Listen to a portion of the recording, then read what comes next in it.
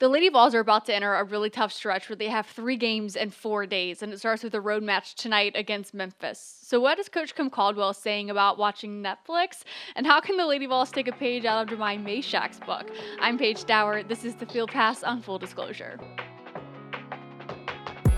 Following a record-setting performance against North Carolina Central, where Samara Spencer set a new program record in 9 made threes, and the Lady Vols set a new NCAA record with 30 made threes in men's or women's basketball for the first time ever, it's now back to reality. So much so that when the Lady Vols returned to practice, Coach Kim Caldwell said she went up to Samara Spencer and was like, "Do you have a big head, or will you be good to go?" I went up to her and I said, "Do you have a big head, or do I need to be on you all day today in practice?" And she just kind of laughed, and she actually had a great practice yesterday. So clearly Coach Kim Caldwell has no time for funny business.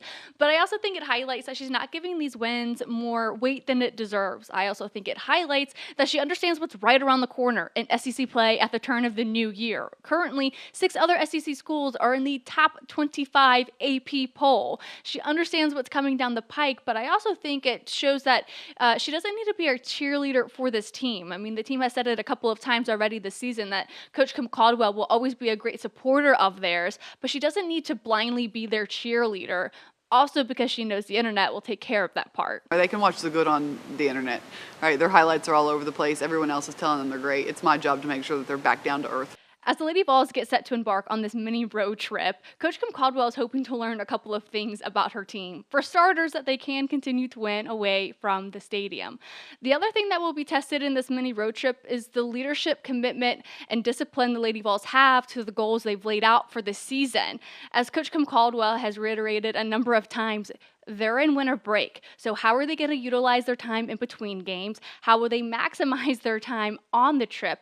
And for starters, she says she's hoping that the limited downtime that they do have, it's not wasted by watching Netflix. They don't have school, so it's not that they have homework. So they should really be paying attention to either improving the last game or making sure they're prepared for the next game. How in depth they pay attention to their scouts. Do they have their scouts? Do they know their personnel?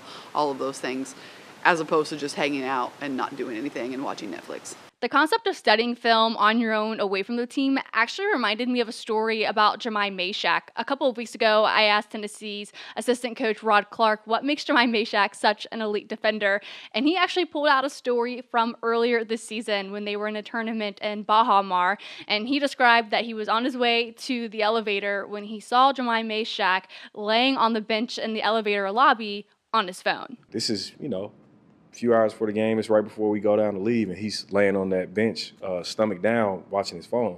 I'm like, "Man, what you doing, watching YouTube?" He's like, "Oh, yeah, I'm just watching Jeremy Roach highlights."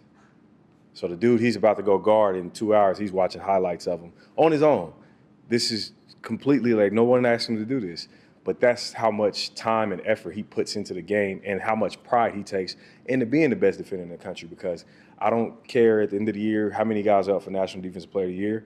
I know none of them are doing that. I know they're not. So no surprise that by the end of the Baha Mar Championship, he was named the championship MVP and an all-tournament player. I also think I might do a feature on him coming up as well. All of this to say that there is so much that we can learn about this Lady Vols team.